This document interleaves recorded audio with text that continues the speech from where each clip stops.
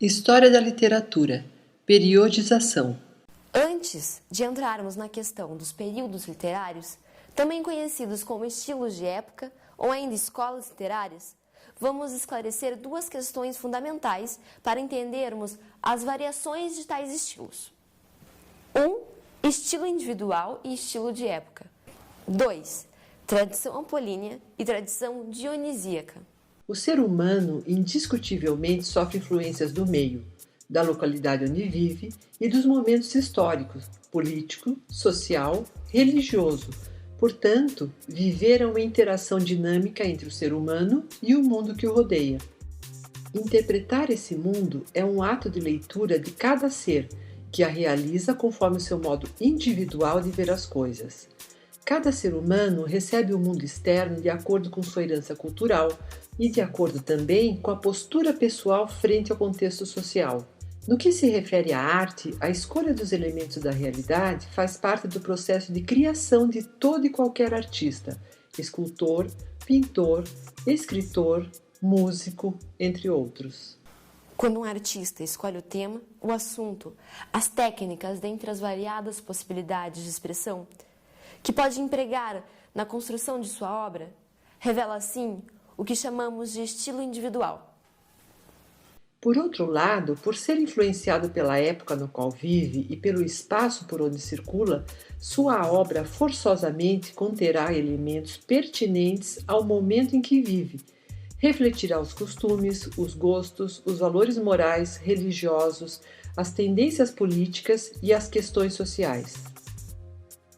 Observemos algumas estrofes do poema 1, 2 e 3. Todos eles falam sobre o mesmo ato de fazer poema, porém, cada escritor, ao falar do mesmo assunto, do mesmo tema, aborda-o de forma diferente, pois são pessoas diferentes que viveram em épocas e localidades diferentes, portanto, viram o mundo de forma pessoal, manifestando nos poemas o estilo individual, o estilo de cada um e também características coletivas predominantes que os enquadram nos estilos de época.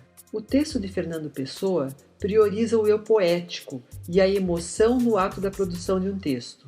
O texto de João Cabral de Melo Neto destaca a própria construção do poema. São necessários, de acordo com ele, o escolher e o combinar. Jogar as palavras é o primeiro ato criador.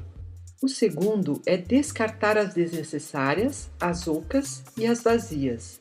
Já no terceiro texto, Olavo Bilac dá ênfase à forma do poema, aos versos, ao ritmo e à estrofe. Ele busca a perfeição da forma. Fazer poema para ele é como trabalhar uma joia rara. Autopsicografia Fernando Pessoa, poeta modernista português. O poeta é um fingidor. Finge tão completamente que chega a fingir que é dor, a dor que devera sente. Texto 2. Catar feijão. João Cabral de Melo Neto, poeta modernista brasileiro. Catar feijão se limita com escrever.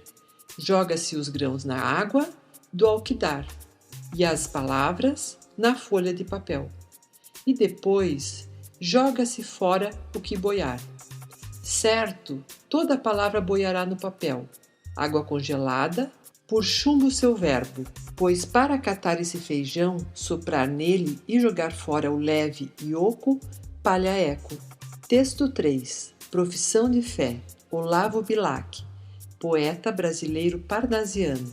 Invejo ourives quando escrevo. Imito o amor, com que ele, em ouro, o alto relevo, faz de uma flor. Por isso, corre por servir-me sobre o papel. A pena, como em prata firme, corre o cinzel. Corre, desenha, enfeita a imagem. A ideia veste. Cinge-lhe ao corpo a ampla roupagem, azul celeste. Torce, aprimora, alteia, lima a frase e, enfim, no verso de ouro engasta a rima, como um rubim. Quero que a estrofe cristalina, dobrada ao jeito do ourives, saia da oficina sem um defeito. Tradições apolínea e dionisíaca. A história da literatura registra, com o desenrolar dos períodos literários, duas grandes tendências opostas que se alternam. Quando uma se desgasta, volta a outra, alternando-se. Se em épocas a literatura foi mais libertária, mais emocional, na época seguinte será mais comedida, mais controlada, mais racional. O filósofo Nietzsche chama a primeira tendência de dionisíaca e a segunda de apolínea. A dionisíaca vem de Dioniso, o deus do vinho, do teatro, da orgia e das mulheres alucinadas. Na literatura é constituída por estilos ou movimentos literários que apresentam como características fundamentais subjetivismo, paixão, desequilíbrio, sentimentalismo, complexidade, liberdade, misticismo, transcendentalismo e obscuridade. Já a Apolínea vem de Apolo, deus da arte, da justiça e da contemplação serena. Na literatura é representada por serenidade, perfeição, racionalismo no processo artístico, equilíbrio, clareza, formalismo, materialismo, descrição e objetividade.